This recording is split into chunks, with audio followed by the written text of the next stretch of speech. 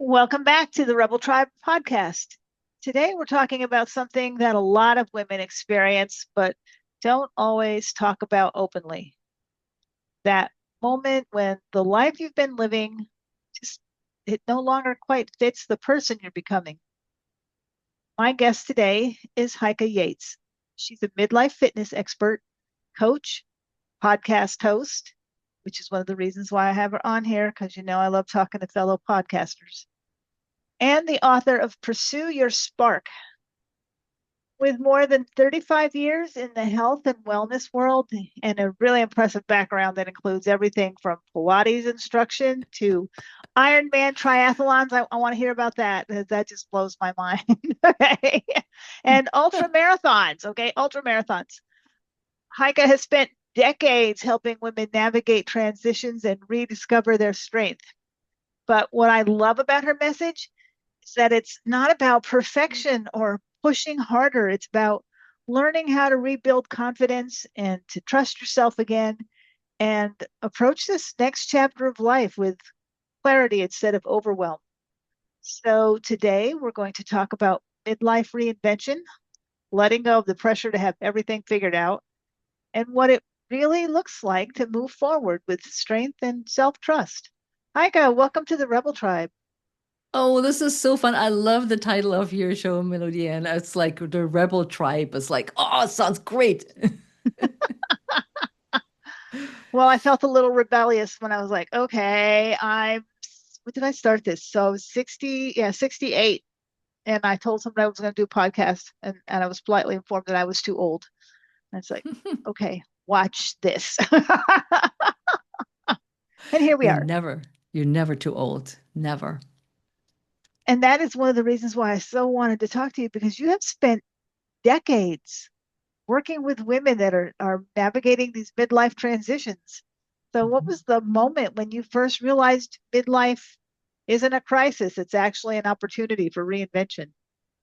When I looked around my clients or, worked with my clients, I still do a lot of one-on-one coaching here in Maryland where I have my studio, that everybody is talking about the crisis and, oh my God, this happened. And people get divorced and people do whatever. They go on crazy trips or whatever things they do. And they feel really depressed about their life at this point.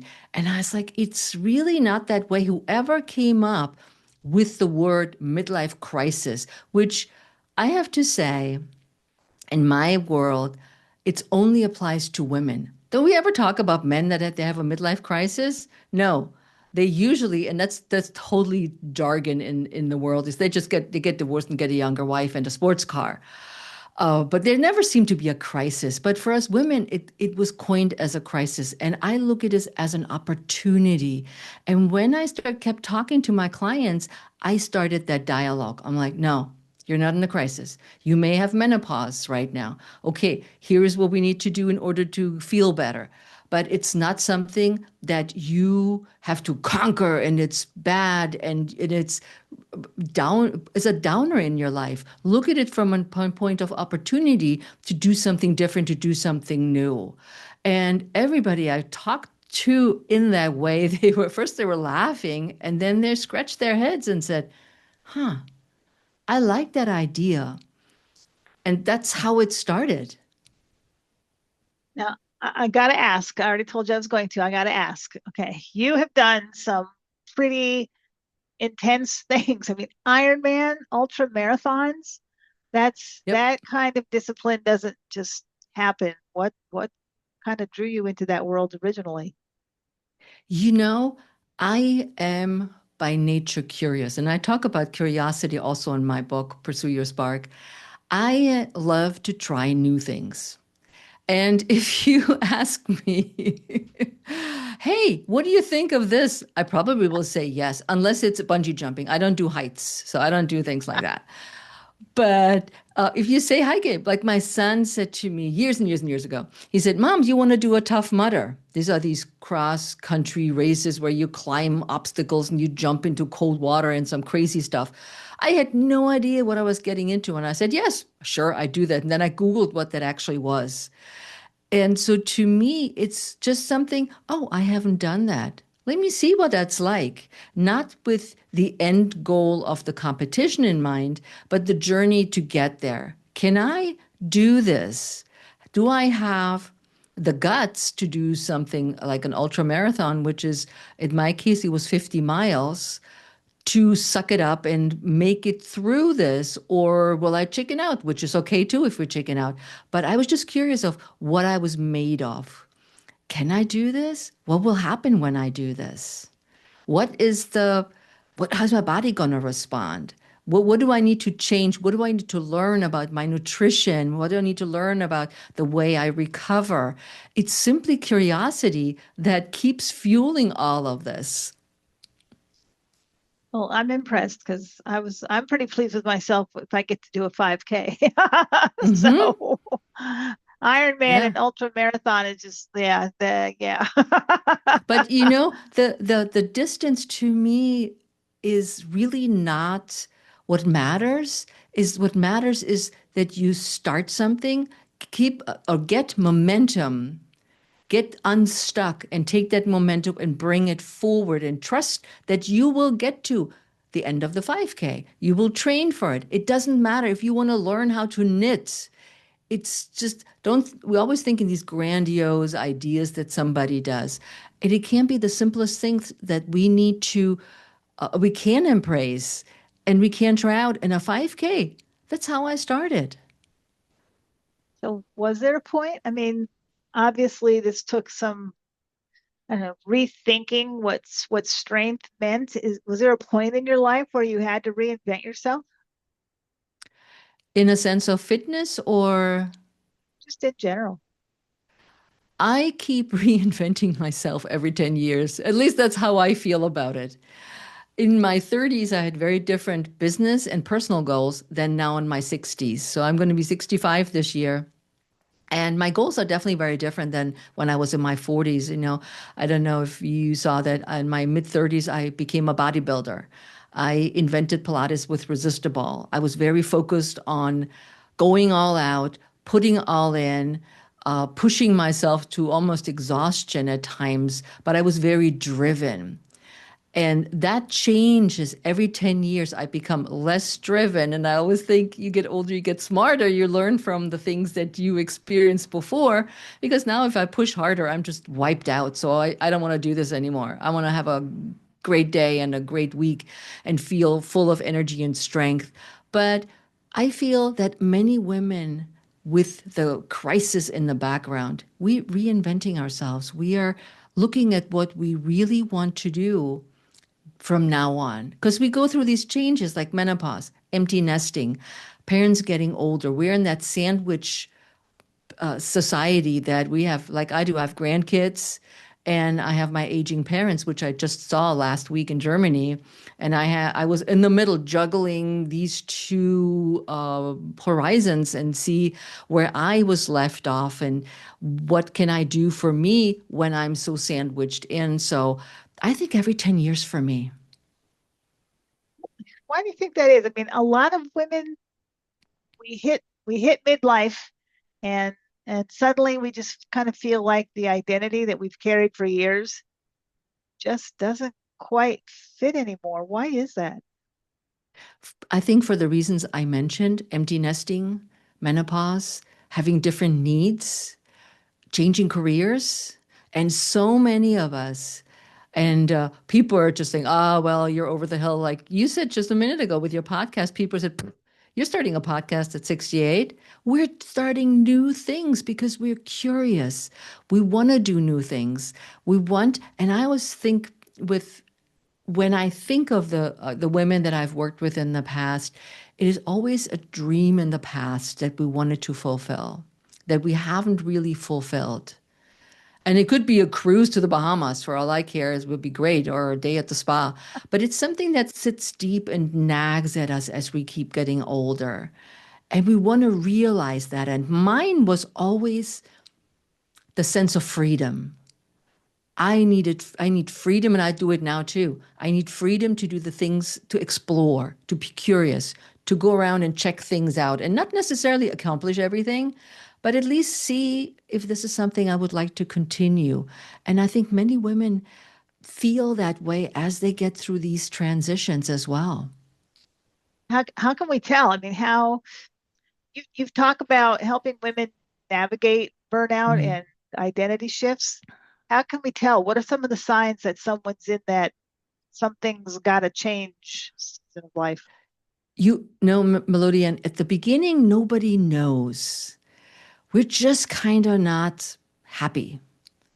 It's this deep rooted feeling of, I don't know, is this all there is? Is this all I'm going to do for the rest of my life? If that makes you happy, great. But I found that this is this deep rooted unease, that deep rooted feeling of, why am I not doing anything else? Is this all there is? Can I move forward? Do I want to move forward? This is pretty scary to move forward, but it's that deep-seated feeling that takes hold, and we tend to ignore it because it's uncomfortable. It's not something that goes by plan A, that we're supposed to be happy, retire, and do whatever we're supposed to do. But it's something that needs fulfillment deep in ourselves. And that's very different for every woman, what that is. So I know many of the women in my group, my community, the Rebel Tribe, they they struggle with self-doubt and imposter syndrome. In fact, that is what started this whole Rebel Tribe thing was me learning more and more about imposter syndrome because I've dealt with it myself and finding out how many other women deal with it as well. Why do you think those feelings often show up so strongly in midlife? Because that is exactly when I started looking at it going, what is wrong with me? Oh yeah, it's called imposter syndrome. Okay. Isn't it interesting that we first start out with what's wrong with me? There is absolutely nothing wrong with us, but we're just not living by the norms anymore that somebody before us has put on us, whether it's our mothers, our grandmothers, society. But why is it that we're looking at it from that self doubt? I think can be something beautiful and really energizing, and putting it into a positive bucket rather than, "Ugh, I'm doubting myself. I can't trust myself, and I don't know what I really want." I think that's a beautiful catalyst to move forward and really figure out what it is that you want. Yeah, it was like you said, it was suddenly looking around, going, is this all there is to my life? And why don't I have more? And then as soon as I would think about why don't I have more, that imposter syndrome would rear its head. And I was like, yeah. So But I look, kind of but get look you. at Yeah, but look at it. Why don't I have more? Who determines the more? Is it something you see with your friends or on the interwebs, or your neighbor has more? So who determines that more? I always feel that we are indoctrinated with these wanting more, should be further along in my exercise program, should be eating better meals. Whereas I think there's no should, and that when we look at it from a different perspective, it is a moment of introspective exploration in our lives where the imposter syndrome has no room, because who are we impostoring? We're mimicking what we see, maybe, because we think that's the right track to go. But when we really think about it, is that what we want for ourselves? Is it really where we want to go into our future? Good question. I don't know because we're basically indoctrinated from birth about certain expectations that we're supposed to meet during, I mean, that's just how it is. And then you Hmm. find out as you hit midlife and beyond that, yeah, that some of that's not entirely accurate. There's a lot of myths out there. What are some of the biggest myths women believe about midlife that you wish we could retire immediately? today, right now, is the I'm too old. I can't change. Or you can't, what is it? You can't teach an old dog new tricks. That's a good one. That's a very American one. Um, about letting go of guilt, letting go of the fear we have, what happens when. But I think most of it is in thinking of the myths that, like you just said, that we were indoctrinated in, which is you should be a good daughter, you should be a good wife, you should be doing all these things because that's your role in life. But we're not. We have more desires. We are more exposed to more things than we have in years back in the days. We have more access to the internet, to more resources. And the myth is that I'm too old, I can't learn something, I'm stuck, I can't get out, I don't know what to do. And I think the guilt needs to go instantly. I am guilty. I don't know how many times I keep saying this. Stop feeling guilty about every freaking thing in your life. When I was just in Germany, and I'm not immune to all this as well, is I felt torn between my parents and my grandchildren that were visiting with my son and family as well. Well, should I go over to my parents a little bit more? I haven't seen them in a while. But I really want to spend time with with my grandkids. But if I spend too much time with them, then my parents going to think, oh, so I kept being torn back and forth until I had to sit down with myself and say, so today, who do you want to spend more time with? Be honest. And I said, you're going to laugh. I said, I need to go to Munich, which is near where my parents live, and I need to visit for a couple hours with my best friend that I've known for 60 years. That is what I need today. I don't need the grandkids. I don't need my parents. And I will not feel guilty of saying, I'll see you guys in 4 or 5 hours and I'll be back and I will be better for it. It is, yeah, it is tough being torn. I know that. And you have to make those choices. Ugh. And it's okay to make those choices. And I think the beauty of it is we can choose. We we must not we must set boundaries with ourselves and boundaries with other people.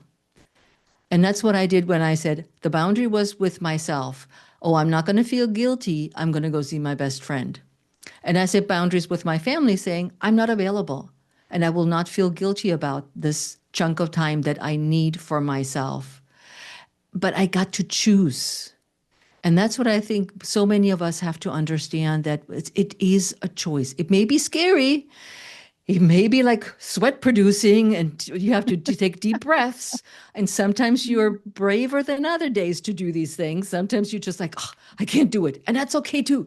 But then on the other hand, that the time when you feel I can do this, go for that. Go for what it is that you need right now and set those boundaries and don't look back and don't second guess yourself and don't lose sleep over it. So let's talk a little bit about the spark, because you Hmm. created something called the Spark Framework. Yeah. What exactly is that? What inspired it? What does it stand for? What is it? The spark stands for a pathway to work through problems. Like let's use the spark method, the spark framework is you scan, you plan, you take action, you overcome your roadblocks, and in the end you keep momentum. These are the 5 steps as they go through. So let's use, for instance, your 5K as an example. So you said, I want to do something different, I want to do something more fitness wise. And I've been walking, but I'm looking at all these breast cancer races, which was my first race ever, which is a 5K and or 3 miles for those people that don't know what a kilometers is. And I said, but how do I prepare for that? Do I want to do that? What is it, or what distance do I want to do? So I'm scanning the entire environment and thinking, okay, what can I handle? Does it fit in there? Does it work with what I'm planning on doing? So you say, okay, I'm settling for the 5K. And then you take action. After you scan, you said, I'm the 5K. Now you say, okay, where's the next race? Do I have to sign up? Do I join a running group to help me cover the distance and learn how to run because I don't know how to run? Then you say, do I have shoes and clothes that I can run in that fit well and that support me throughout the race? So you go through the that part of planning and then you take action. Then you may have joined that running group and a walk run group, or couch to 5K is a very popular one for people to start out. And you take action. So you say, okay, I've chosen this goal. This is what I did. And then suddenly you notice that your shoes are wrong. They're the wrong size. Your feet hurt. You just go, "Ugh, I just want to give up." That's where the roadblock comes in. So you say, I could either give up or I can move forward and get new shoes and go to a good, reputable shoe store that sells running, walking shoes and get better shoes. So you overcame the roadblock and then you take action again. So you got the roadblock is covered and everything works great. You're ready for your race. And then you may discover, and before I get to the K, because you could just say, I keep momentum, this worked great. But maybe at the action plan, you said, I really don't want to run a race. I'd rather hike. So you can go back to the S for scanning and say, you know what? I learned something new. And now I can go back and regroup that whole Spark framework again, but through a different lens. And I set up the framework in the way that wherever you feel like you're stuck, maybe in the action plan, you're stuck in the action, you go back to scanning. That doesn't mean you start from scratch, but that just means that you have the opportunity without feeling, what's the word I want to use? Feeling overwhelmed, without feeling like you can't do this because you're going back to a previous step. It's never a do-over. That's the word I'm looking for. It's never a do-over. It's simply evaluating where you are in that cycle and then keep going through and then continue, keep momentum as you're moving forward. Well, I know from experience that a lot of the women I work with get stuck on that taking action step. They have the first half of it down, and then it's like, okay, now you got to do something. And it's like, no. It's like we hit this brick wall. And maybe What's the planning part needs to be revisited, right? When they get stuck there. that's a thought. What is like a small change that someone could make this week that would help them start rebuilding that confidence or that momentum? So maybe when they do hit that action step, they don't immediately stop. Mm-hmm. Mm-hmm.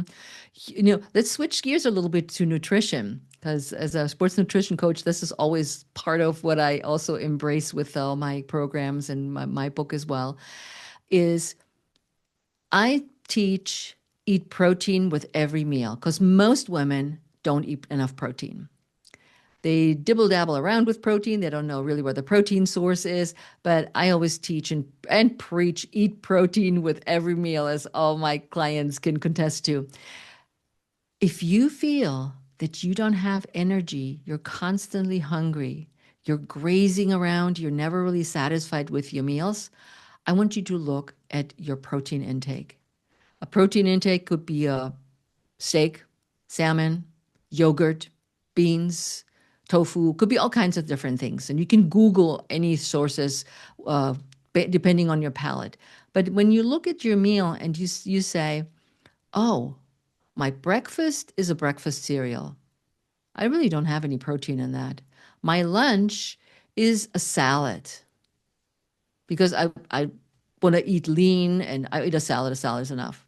And for dinner, I may get my protein in because my husband grilled some chicken and have some vegetables. But then you look it back and say, oh, I haven't had protein. And that's where I want the woman that's listening saying, scan your plate, see where the protein is that or not. plan on your next shopping trip to pick up some extra yogurt or eggs or whatever, or cottage cheese are great sources of protein, and start incorporating them into your day. And if you miss a day or a meal or two, it's not break the bank, but it's about starting a habit that becomes so natural that you always look for protein with every meal. And that's something I would say is it's simple to do. It doesn't require a whole overhaul with our lifestyle or with our shopping. It's simply adding, making sure that every meal has protein, and yogurt and cottage cheese and things like that, or eggs are easy to add to each meal. It does it does surprise me how quickly that does make a difference in everything. I know, like we were talking about how to make us change that will help you with that action step. But when you're always tired or when you're always stressed because your body's not getting the nutrition it needs, it's much harder to go and do the things that need to be done. And I know because I don't eat a lot of meat, I don't like it.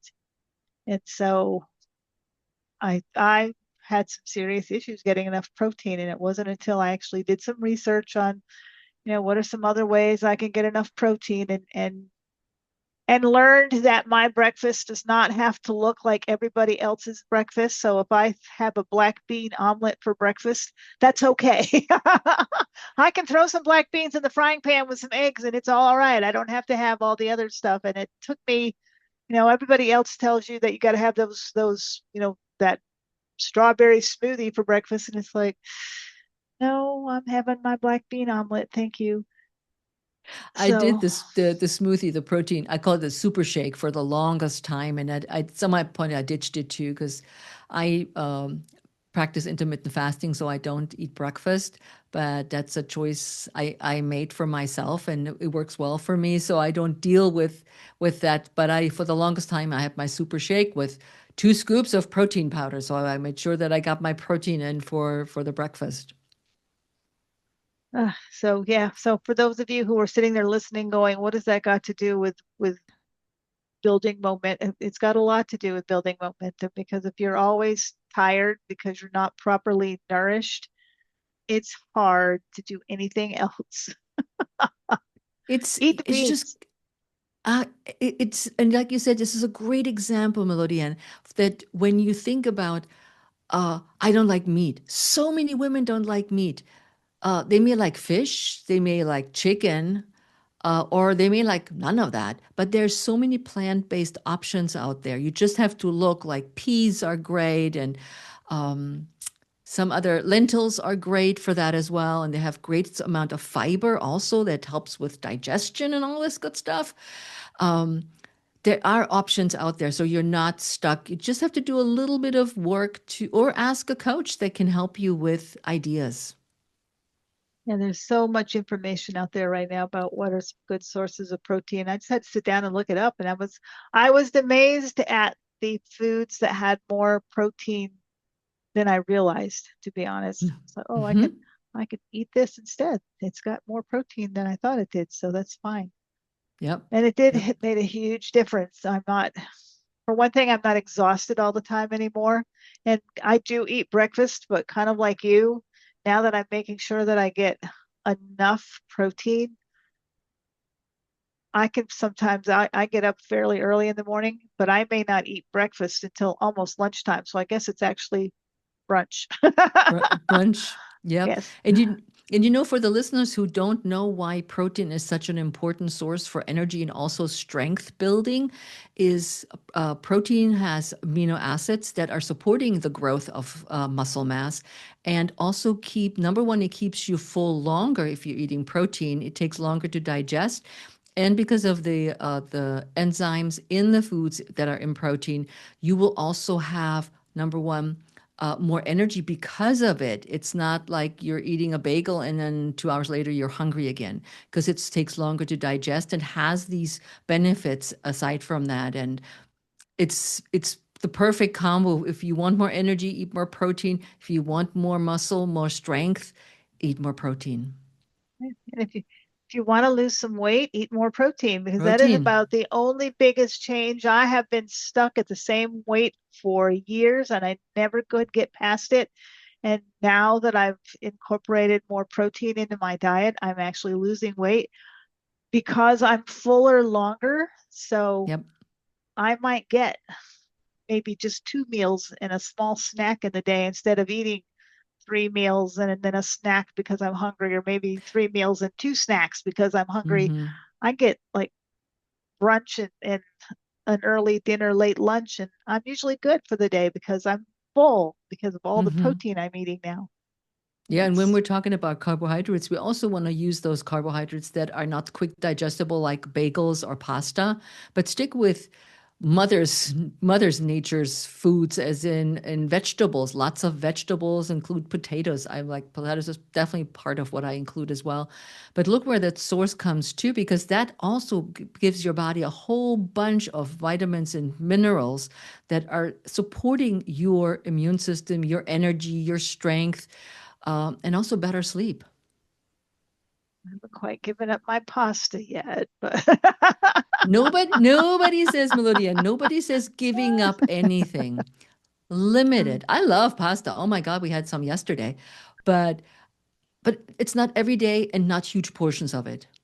yeah. And you change the way you do it. So instead of having spaghetti with meat sauce, now I have spaghetti still, but I have it with the tomato sauce and I throw in like some zucchini and some chickpeas. So, spaghetti with zucchini and chickpeas instead of meat sauce. And Hmm. There you go. it's very good. And the Yes. chickpeas are extra protein and so it it works. Yep. So just a little change here and there, ladies. Be surprised at the difference it'll make. And it's all Yeah. about progress, Yep. not I always perfection. say, I always say when you think about starting something and we feel overwhelmed, we usually take a too big of a bite of what we want to do. With the protein, it's a good example of smallest, almost not noticeable change that you're making that turns into a habit that you feel, okay, I can do this. I barely notice that I'm doing a change. Because as we're taking those bigger bites, from my experience, is that those bigger bites are oftentimes too big of a goal that we have. If you'd say, I want to completely change my diet, I want to do all these things, way too much.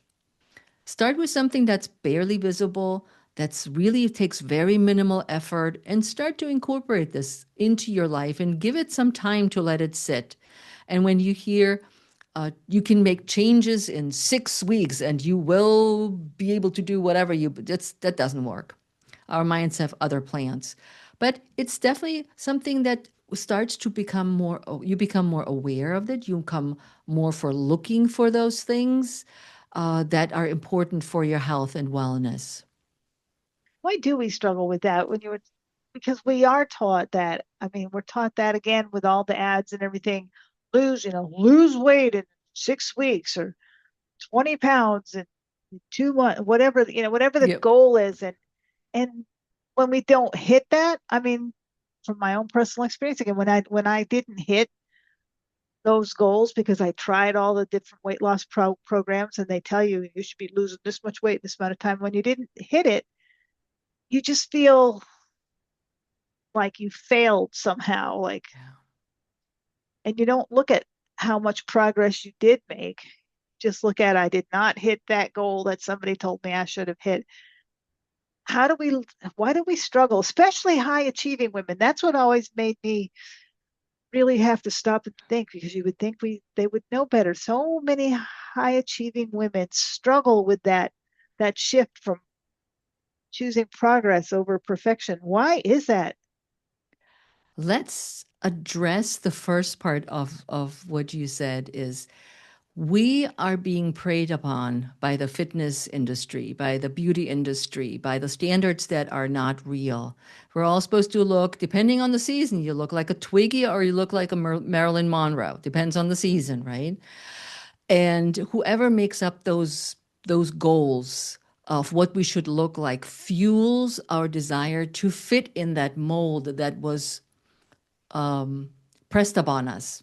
This is what we should look like right now. So starve yourself to skinny, skinny, or whatever, eat X amount.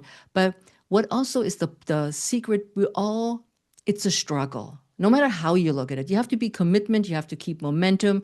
You need to stick as much as possible to your goals, and we get defeated quickly when we're not doing what you just said, the 6 week program, lose 20 pounds in 6 weeks, because we didn't stick to the liquid diet, because it was not something that a normal human being could sustain. And this is a lot of that stuff that's out there that preys on us in that way, making the promises. Take the pill. I heard it so many times from my clients. Oh, if I just was a pill and my body looked like a Pilates body. I'm like, no, no.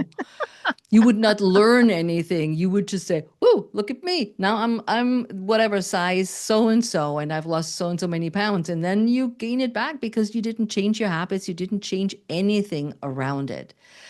And we all are not cookie cutters bodies.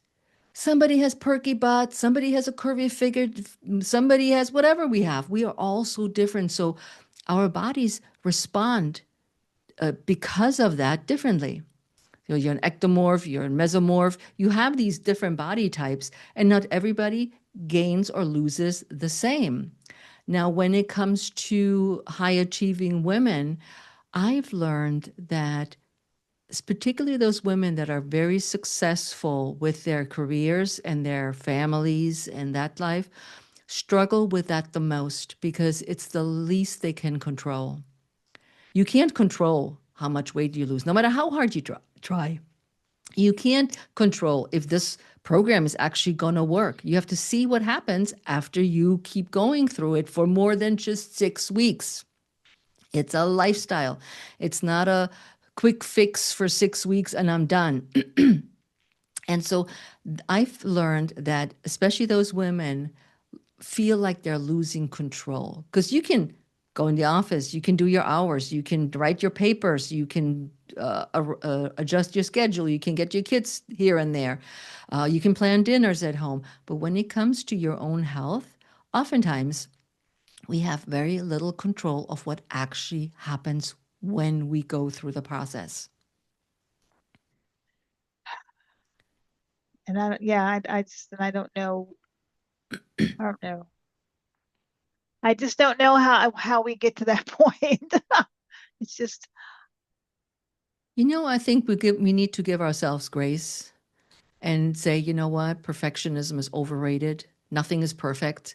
And Joseph Pilates said that Pilates is not about perfection, it's about the ideal of what each person can achieve with their body and their mindfulness, not about perfection, because perfectionism, I don't know where that even came from, because nothing will ever be perfect, depending on who looks at it.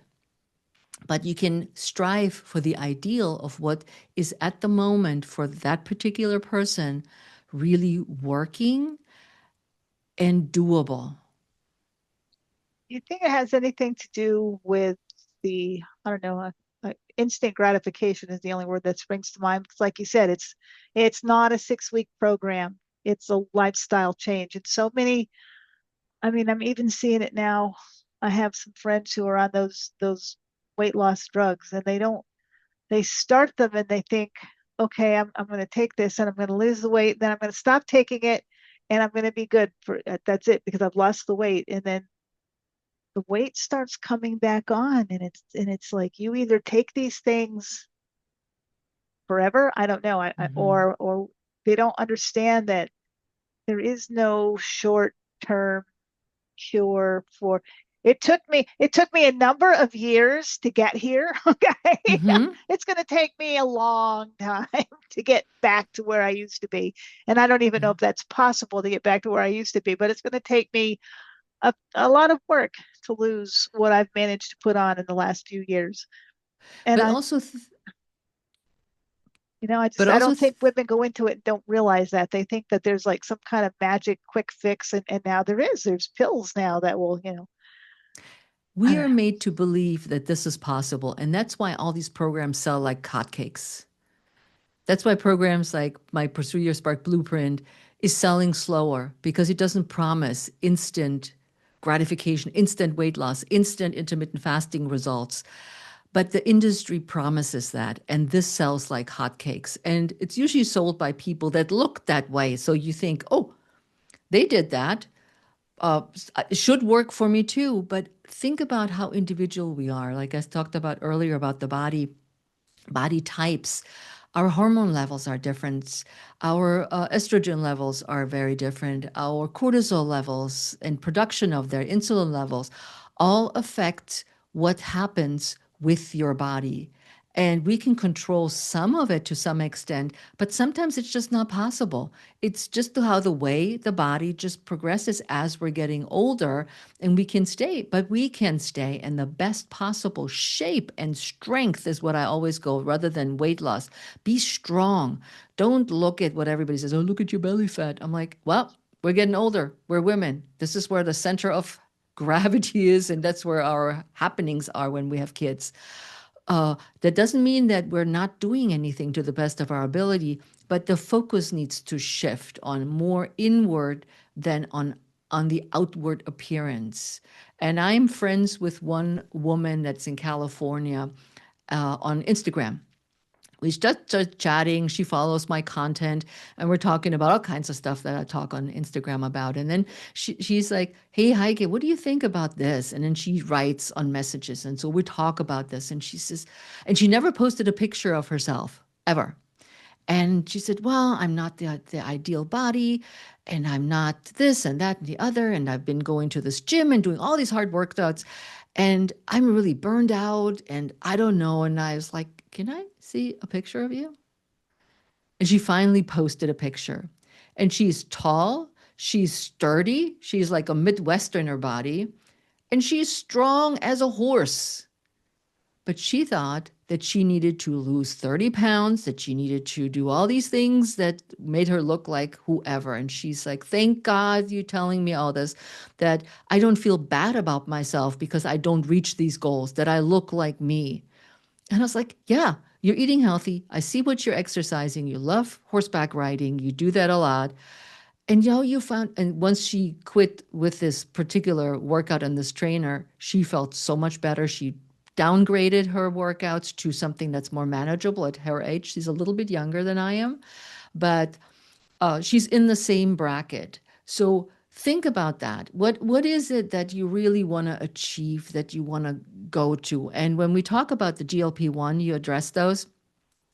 It is an obesity drug. It's not just a weight loss drug. It's a drug for people that are severely obese. That's how initially it started out. And then everybody and their grandmother was like, "I need to lose weight. I need to use this drug. I need to do. And so they all now are big celebrities, are all skinny as can be because they're using this drug. And you're absolutely right.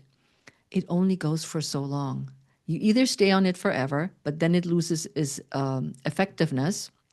You need to up the dose. And these drugs have side effects.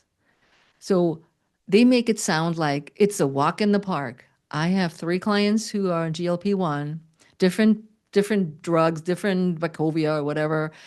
The one is throwing up all the time. The other one has muscle pains. The next one has been missing several sessions because she's feeling unwell until they dig themselves out again. And one of them finally said, "I quit. This is dumb.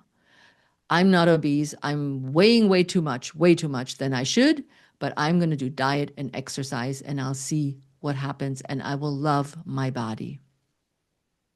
And I think that's got more to do with it than anything I know because I don't care how hard I work and how little I eat or I will never be. When I came out of the military, I was 118 pounds, which first of all was way too thin. I mean, I had bones sticking out everywhere.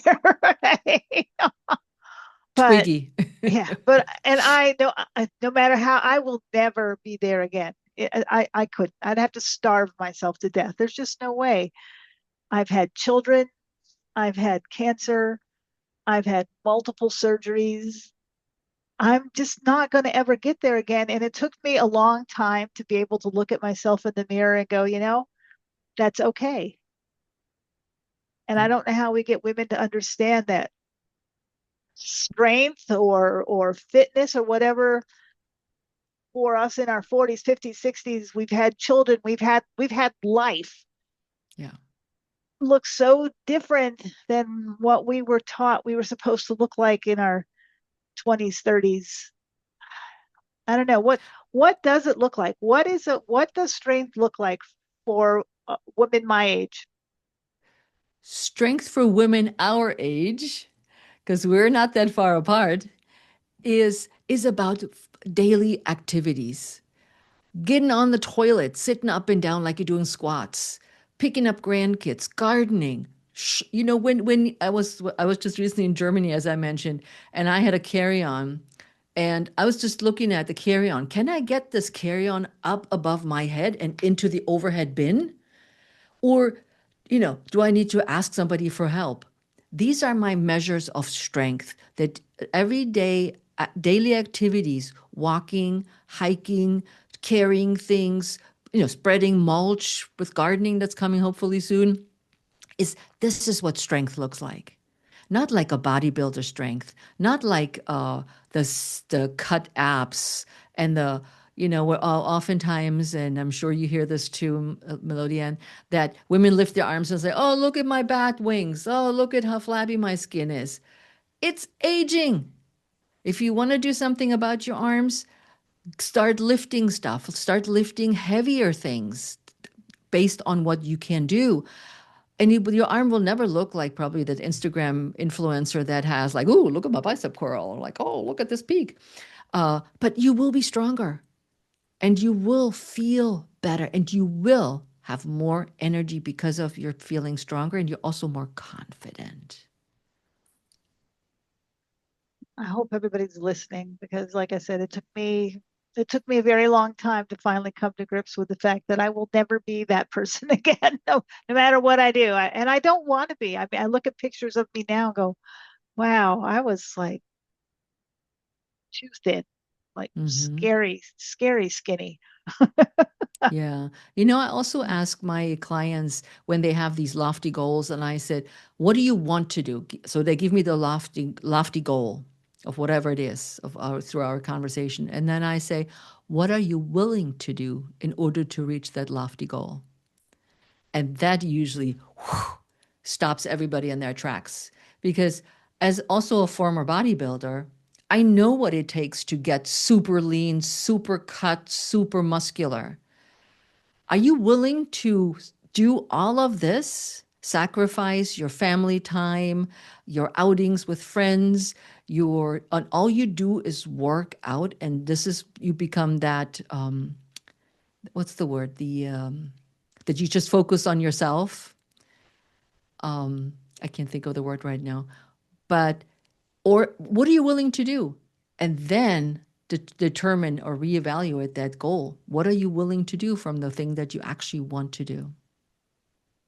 I think some of us just feel, I don't know, stuck or maybe overwhelmed by Hmm. all the changes. I mean, let's be real. Aging is not for the weak, okay? For sure. We just said that So, today in the studio. yeah, Yeah. Don't feel like you're stuck. I want your listeners to understand that you're never stuck. Stuck is a choice.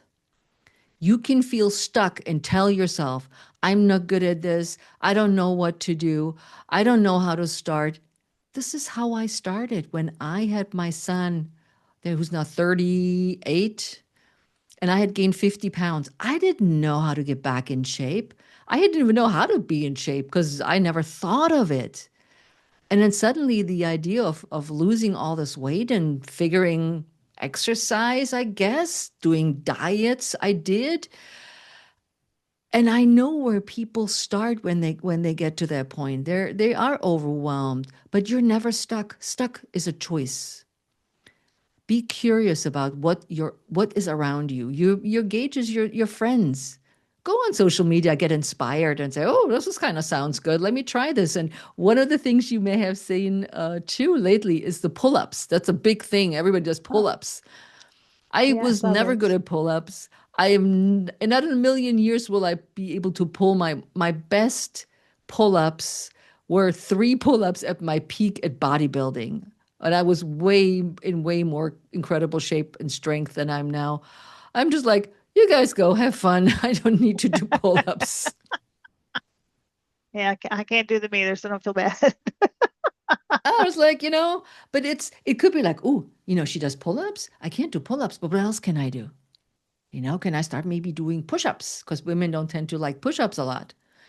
Or, get inspired by the people around you. Or think about, again, what I said earlier, when you're a child, what did you love doing? And that can inspire so much because stuck is a choice. Momentum is also a choice. And I want you guys to choose momentum to get unstuck. So what's a good first step for someone listening right now that maybe does feel a little bit stuck or overwhelmed? What's a good first step?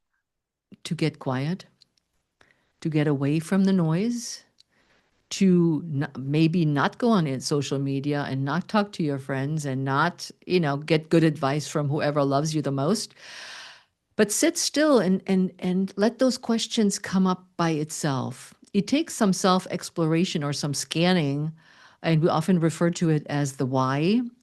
And when I say, okay, what's your why? And people already roll their eyes and go like, okay, let's go for the scanning. That's a little easier to digest. But is go inward and really go get clear on what it is that you want, not somebody else or somebody else's idea. And you know what? If you come up with nothing, that's okay too. It takes a while to kind of get the juices going, but get quiet, get still, and cut out all the noise around you that influences you, and then see what comes up. And I bet you something will come up. I love these people, and I have to admit, I've been guilty of it myself a time or two. That I'm going to lose 50 pounds, and I'm going to completely cut all the sugar and crap out of my diet, and I'm going to run a marathon, and I'm going to do all of this within the next few months. And we try to overhaul everything at once, and then we just burn out because you can't. Yeah. So what does sustainable change actually look like? I talked about this a little earlier about taking the smallest possible step that you feel that almost takes no effort. If you're not exercising right now, any of your listeners who are like, oh, I'm not an exerciser, I'm a bookworm, your first step could be to walk around the block. I know it sounds so simple and so like, really? Yes, really. Add protein to your breakfast. Good. Just start with that. Start maybe stretching when you brush your teeth. Um, Steps that you kind of just add to it, and they will amount in the long run to something more because you may like it, you may feel better about it. And what I always say when I teach Pilates, which I do with my clients or my programs, is creating mindfulness about what you do. I'm mindfully going for a walk. I'm mindfully choosing my protein. I'm paying attention to what I need with those tiny baby steps, taking those little baby steps and moving forward, and then see what happens. There may not be anything different for a long time, but that's okay because change doesn't happen overnight. Like we said, no quick fixes. We're not doing that here. It takes time. And then once you pay more attention, then you may pay attention to your posture. And then you may pay attention to the junk food that you love so much and how much you eat. It's the little things, the awareness, but starting with the smallest denominator of what it is that you want to do, change, explore, be curious about. So I wanted to talk a little bit about your book because I love that title. First of all, I mean, it's kind of all about pursue your spark. What made you realize, what was happening in your work or in your life that made you realize, okay, this needs to be a book? This story is also in my book. I was thinking about writing a book for a while. And I was like, okay, I'm going to write a book. Writing is not my strengths. But I said, this sounds like a good plan, a good challenge for me. And I didn't want to write a fitness nutrition book. My book, Pursue Your Spark, is supported by nutrition and fitness steps. There's worksheets in the book that when somebody's going through the spark, that they can implement when they're working on that part of their life. But one of my clients, and let me also preface this, that midlife for me is not just being 50. Midlife to me is between 40 and 80. As women become way more engaged in our worlds, we do more interesting, audacious things. Midlife can't just be I'm 50 and I'm in midlife and I'm done. It has to be a span of where we can expand. One of my clients, who is now 80, is the inspiration to my book. She's been a longtime client, and she has a husband whose health has taken for the worse, and she's becoming more and more his caregiver and has less and less time for herself. And she was telling me about how exhausted she is, and she just doesn't want to do it all the time. She loves him, but it's so hard, and she doesn't have time for herself. And so her daughter said, Mom, why don't you come and visit me? Just for the weekend, one of the other family members can take care of dad and we'll just hang out. So she went up to see her daughter and spend the weekend. She comes for her next session and she's beaming. And I'm like, what's going on with you? What kind of weekend did you have? And she's laughing and she said, I went up to visit my daughter. I didn't have to worry about my husband. He was taken care of. I had all the time in the world for myself and spending it with my daughter. We went shopping, we had lunch. I read a book in bed and not worry that I had to go somewhere and do something. I slept well and all the wonderful things. And I felt so free. And she says, Heike, I felt like myself again. And I said, huh, you felt like yourself again. To me, that always meant, oh, I felt like myself again when I was 20, when I was 30. But it was not that. It was that she felt like herself again, taking care of herself, doing the things she enjoys now with 80, with other people without worry and care about other things than what she needed in the moment. It was so freeing, so liberating, so spark like. And I looked at her and I said, you just gave me my book. Is that who you wrote it for? Is that when someone picks it up, is that the kind of woman that you picture, on the other side of those pages? I picture the woman who feels stuck, and that's not even age related. I just picked the age group. I'm like, that's the people I'm talking to, anyways. But it's the woman who feels stuck, who's lost momentum, who's not sure what the next step is, feels scared, is afraid of rattling the world around her, who is who is ready to take something on but doesn't know how. So everything we've talked about in our conversation today is behind the book. And women can read the book from top to cover, from top to cover, from front to back, or they can open it up and say, huh, when I had my book release, one of the people attended my book release said, I just lost my job and I don't know when I will get a job. I'm doing job interviews, but I don't know what to do really. And I said, well, pick up this chapter on roadblock. It will not teach you how to find a job, but it will teach you how to go within you to see how you feel, how you present yourself to the world, the things that may hold you back in those interviews, the things that make you shine, the roadblocks that are keeping you stuck in not getting that job. I said, read that book and see what happens. It's not promising you a new job, but it will help you move beyond that what keeps you in that uncertainty of a job and getting turned down all the time. She still is looking for a job, but I know she read the chapter and she says it was really helpful. It was eye-opening about what I was thinking and what actually is happening. And the book is supported by my own experiences and stories and that of my clients. So is there like one idea from the book that you kind of hope all of us would walk away with? Something that might change how we see ourselves or our next chapter. Be curious, be more curious. Curiosity leads to new things. And curiosity is where we really can shine and pursue our spark. The possibilities are endless when we're curious. Was there anything, because I'm an author also, and this happens every time I write a book. Was there anything that you discovered about yourself while writing the book? Yes, I did. Number one, I love to tell stories in all the finest details. My editor said, we need to cut some of that stuff. Nobody cares about the fine print. Yes, they do. I was like, and I tell these long, long, long, long stories, and they're like, no, we need to condense this. You're losing the reader. That was one thing. I love to tell stories. And number two is I love making lists. And when some of my beta readers read through my book, they're like, you have a lot of lists in there. You know that this is a book to read, not a manual where they follow your steps.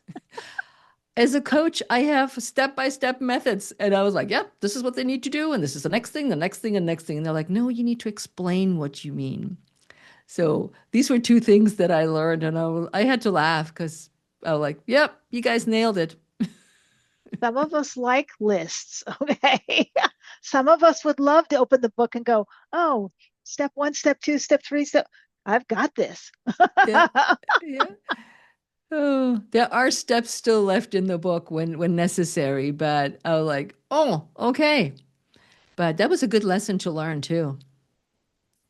I love it because sometimes I've discovered that sometimes writing the book kind of forces you to put into words all these things that we've been teaching for years.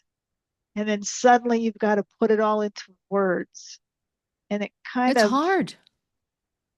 it is. And it makes you kind of stop and think about your work and your message. Did it, did the process of writing it change how you think about your work? It does. It did. So I feel that I become much more cognizant of what I'm saying and how I affect people with the way I speak to people.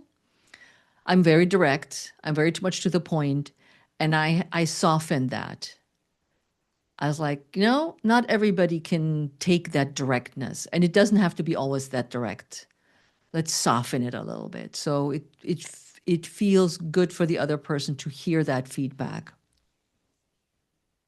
So, what is something that you believe, maybe something you believe about reinvention today that didn't believe earlier in your career or pre-book? I think that we don't always need to reinvent ourselves. We're good the way we are. We already have what we need inside of us, but we need to look at different directions of where we're going with what we have. We don't have to become a completely new person, but refine where we are right now and say, now that I'm older, I have different preferences. I have different things that I'm looking forward for than when I was younger, and redefine those steps instead of throwing the baby out with the bathwater and overhaul completely. So, if you could leave our listeners, the Rebel Tribe listeners, with one message about stepping into the next chapter of their lives, getting more fit, eating all of the changes, one message, what would it be? Trust that you have whatever you need already inside of you. You got it. You got what you need. And all you need to do is step into the new, maybe unknown, and be curious. I like it. I like it. I say that all the time. Everything you need is inside you already. You just got to tap into it. So good. Hmm. I have one more question because the ultra marathon thing still blows my mind. Okay. You've run these ultra marathons, and I mean, most of us think, oh, I ran to the mailbox today. I'm good. what does that kind of endurance teach you about life in general? It teaches you to be humble. Because you, again, when I ran this ultra marathon and I just did a speech on what I call the mile 40, where you, and it applies to all different facets of life where you prepare, everything's ready to go, you got the plan laid out, you got your team ready to go, but the outcome is unpredictable. And you don't know what will happen while you're on the trail. That you may, you may lose energy, you may injure yourself. There's no guarantee that you finish this. But what the guarantee is that you learn from the process as you keep going forward, and that that this journey is more about perseverance and grit than anything else. And you can apply this to anything in your life, that one step in front of the other will get you to where you're going. Still, the finish is not guaranteed, but it will teach you those uh, lessons. And when your team around you, which could be your family, your friends, or everybody else, is around you to support you, it makes the journey even better and easier. And the mile 40 came when during the race that I ran, the JFK 50 miler, at mile 40, my son had said he would meet me because that's the last 10 miles are the hardest. You're already beaten up, everything hurts, and you're like delirious at times. And I looked from it, he wasn't there. And I felt like the whole world fell apart for me. He wasn't there. I had worked so hard to get there, but it turned out he was delayed. And he kept running towards me to finish the last 10 miles with me. It was a world of change. When he showed up, and I didn't say it, but I was like, "You jerk, where were you?" Um, and he's like, "Oh, I started a little late. Sorry, mom." And so we just fell in step and we just finished the race together. And that support that I had helped me through the last 10 miles. But it's about perseverance. You can do this. Everybody has a mile 40 in their life.